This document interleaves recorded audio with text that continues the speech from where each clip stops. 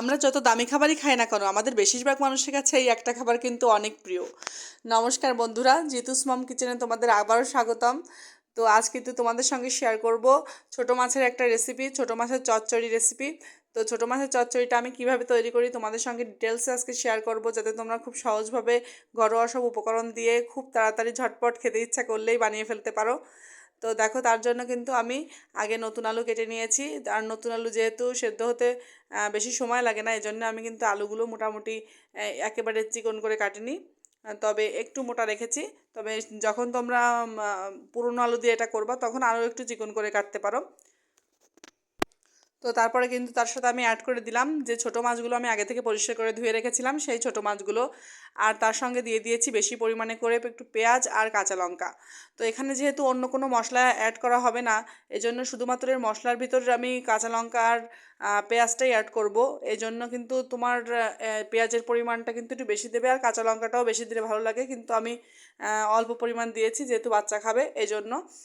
তো তোমরা কিন্তু কাঁচা লঙ্কাটা চাইলে পরিমাণটা একটু বাড়িয়ে দিতে পারো, সেক্ষেত্রে টেস্টটা আরও ভালো আসবে। আর পরিমাণ মতো এক্ষেত্রে আমি কিন্তু লবণ এবং হলুদটা অ্যাড করে দিয়েছি, আর সরিষার তেল কিছুটা অ্যাড করে দিয়েছি।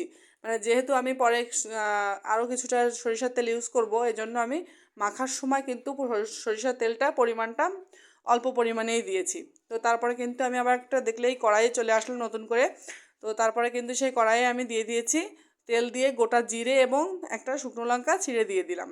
তো এই পর্যায়ে কিন্তু একটু যখন ভাজা ভাজা হয়ে যাবে গোটা মশলাগুলা, তখন কিন্তু আগে থেকে আমি যে মশলা দিয়ে যেগুলো মাখিয়ে রেখেছিলাম মাছ এবং আলু, তো সেটা কিন্তু আমি এখানে অ্যাড করে দিচ্ছি। অ্যাড করে দিয়ে কিন্তু আমরা ভালো করে বেশ কিছুক্ষণ নেড়ে চেড়ে কিন্তু একটু কষিয়ে নিব। তো ভালো করে একটু নেড়ে চেড়ে কষিয়ে নিয়ে তারপরে কিন্তু আমরা দিয়ে দিব এখানে পরিমাণ মতো জল।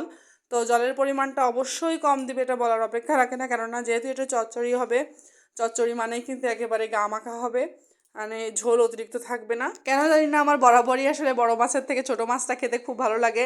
আমার মনে হয় যে ছোট মাছ তোমার এইভাবে চচ্চড়ি করে খেলে খুব অসাধারণ লাগে। আর শীতকালে তো ছোট মাছ আসলে টমেটো দিয়ে, আলু দিয়ে, নতুন আলু দিয়ে এইভাবে পেঁয়াজ ঝাল দিয়ে চচ্চড়ি করলে আসলে এক থাল ভাত অনায়াসে একটা রেসিপি দিয়েই খাওয়া হয়ে যায়।